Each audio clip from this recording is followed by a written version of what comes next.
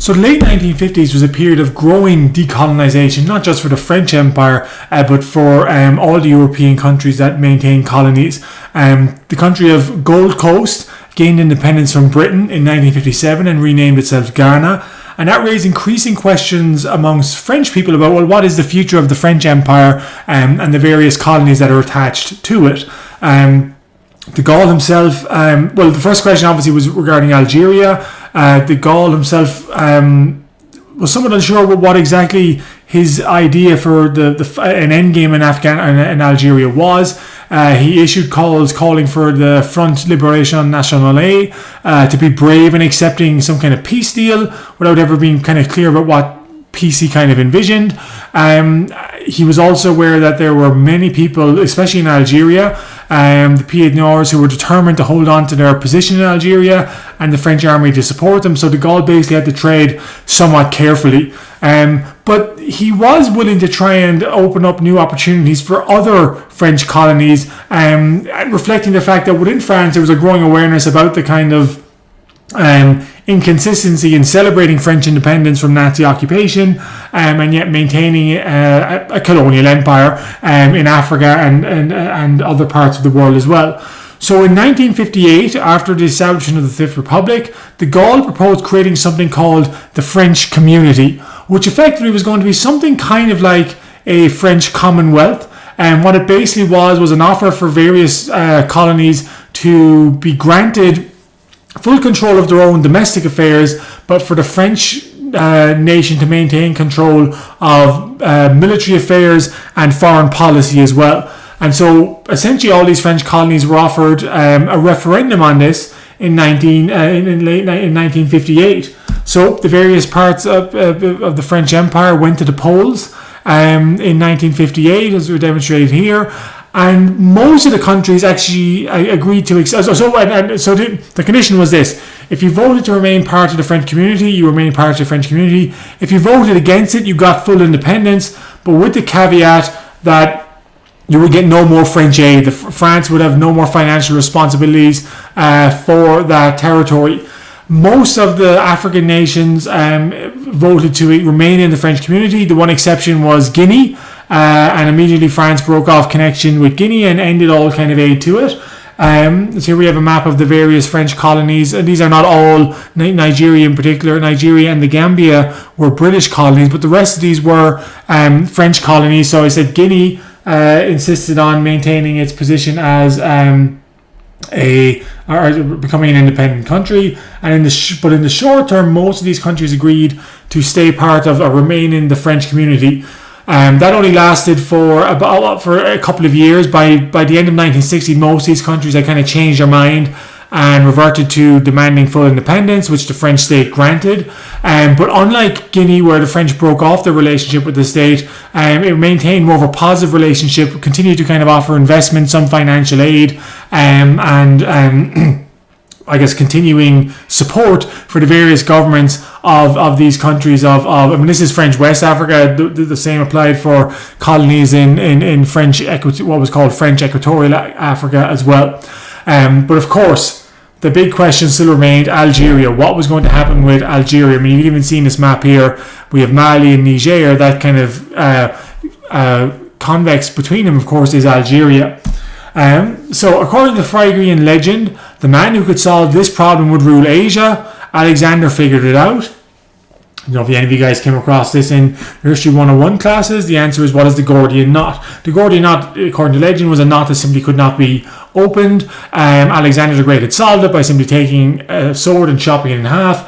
But of course, for France in the late 1950s, Algeria is the Gordian knot. What is de Gaulle supposed to do? The vast majority of the Muslim population of Algeria want independence, but the French army and the Pied Noirs, the French settlers or the European settlers in Algeria, do not want any kind of independence, and so he's stuck between a rock and a hard place and trying to solve this Gordian knot of a problem. De Gaulle's own policy eventually evolves to let it go. Essentially, that long term we are not going to be able to maintain control of Algeria, and the vast majority of the Algerian population do not want France to retain control of it, especially in an era when the kind of brutal repression of colonial populations that was once kind of tolerable for Europeans would no longer be accepted, with mass media able to project images of French atrocities were those to be used to try and keep the Algerian population in line. De Gaulle did try and take more of a steady hand in insisting that the French army in Algeria only direct its efforts against the Front Libération Nationale, not against the Algerian population in general, which it had been doing at times. And in 1960, he decided to hold a referendum both in France and Algeria on the question of whether a referendum should be held on Algerian independence. And you see the results. So this is a referendum on whether there should be a referendum. And you see 75% of the French population agree that there should be a referendum, and 70% of the Algerian population also support the idea of having a referendum. So de Gaulle increasingly is moving towards the idea that we're going to have to give the Algerians a referendum on independence, and it's quite likely they're going to vote for it, and we need to accept that. That was obviously not acceptable to a large amount of people in the French army. Indeed, in the summer of 1961, a terrorist group called the Front of French Algeria was established. It quickly attracted hundreds of thousands of members, at least people who were pledging that if and when the French state decided to abandon Algeria, they'd be willing to take action against the French state. When de Gaulle indicated in January 1961 that a referendum would be held on Algerian independence, that provoked a military coup. The four generals pictured here were leaders of the French army in Algeria, and they essentially staged a coup against French control of Algeria. And indeed, there are rumours that they are going to send soldiers to France, so essentially conquer France and overthrow de Gaulle. So this was obviously a moment in 1961 of heightened tension. Rumours that French paratroopers were on the way to drop in onto Paris to seize control of the government. De Gaulle himself goes on television and issues a national proclamation where he basically calls on the ordinary soldiers in Algeria to reject these little old generals, as he calls them, and to remain loyal to the democratically elected government of France. And de Gaulle's message was broadcast by radios into the various barracks in Algeria, and largely succeeded. That the rank and file of the French army agreed not to engage in this coup that these generals were trying to organise, and that stabilised the situation and more or less kind of paved the way for French withdrawal from Algeria.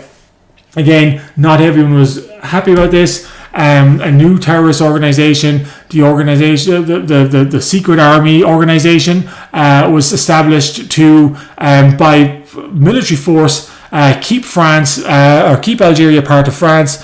You can see here what it's going for on the picture on the left. The FLN, the Front Libération Nationale, it's saying it's a wolf in sheep's clothing. It can't be trusted. It needs to be killed. And on the right, a much more kind of explicit thing that the emblems of, so the cross of Lorraine, which is the emblem of de Gaulle, and of course the crescent, the moon crescent and the star was the emblem of Algerian nationalists, that they both needed to be destroyed by the secret army organization.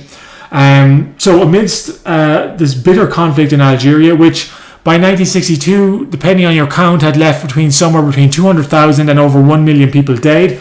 A referendum was organised, and you can see that in France, the vast majority of people voted to give Algeria independence. And so Algeria emerges in 1962 as an independent nation, separate from France. And the big question, of course, was now what was going to happen with the Algerian population, with the Pied Noirs, the European settlers. There had been some hope. De Gaulle had certainly tried to make arrangements that they would be allowed to remain in Algeria.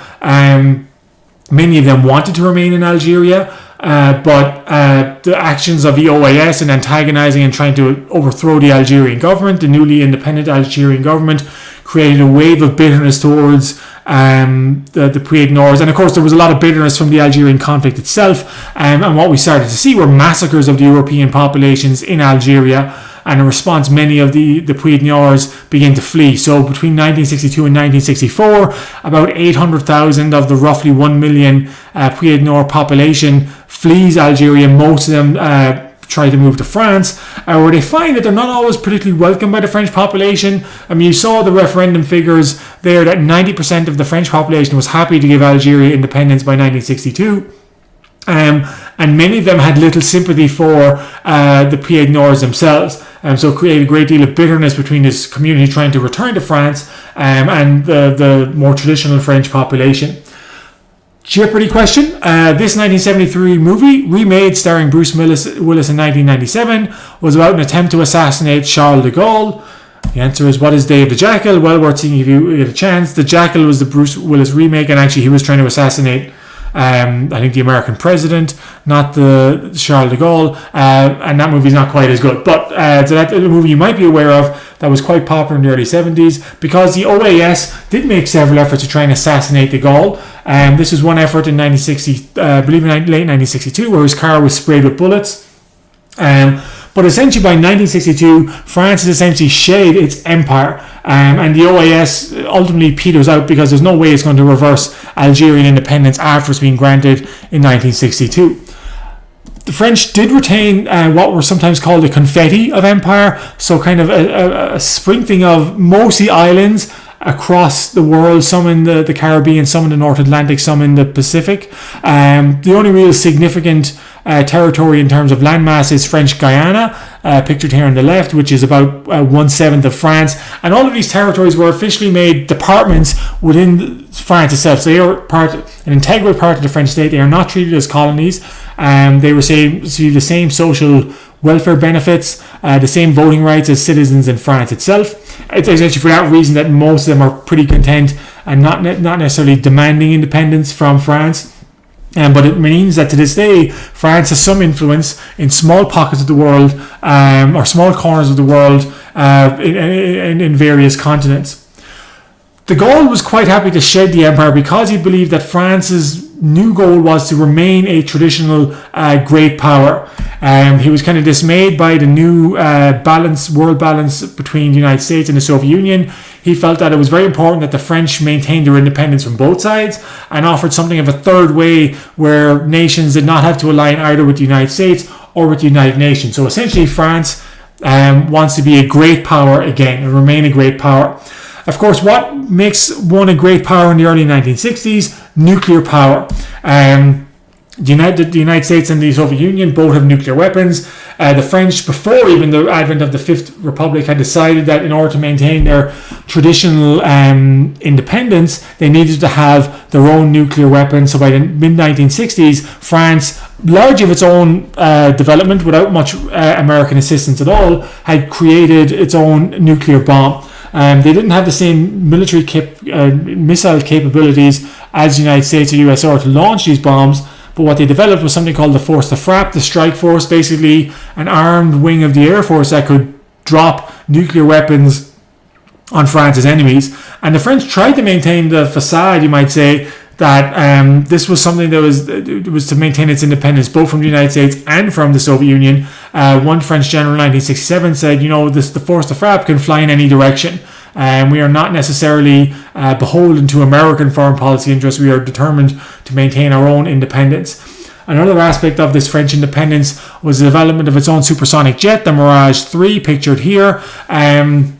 Which on the one hand allowed the French to maintain a reasonably competitive air force in a military environment where air power was increasingly important in dominance, but it also allowed the French to export the Mirage 3 to a variety of countries that didn't want to buy their supersonic jets from either the Soviet Union or the US or from the United States because of the diplomatic commitments they would have to make to get their hands on these weapons. So France, in some ways reflecting de Gaulle's own kind of prickly nationalism, also helps facilitate other nations around the world to maintain something of an independent stance from both the Soviet Union and the USSR, and not having to take sides, as it were, in the Cold War.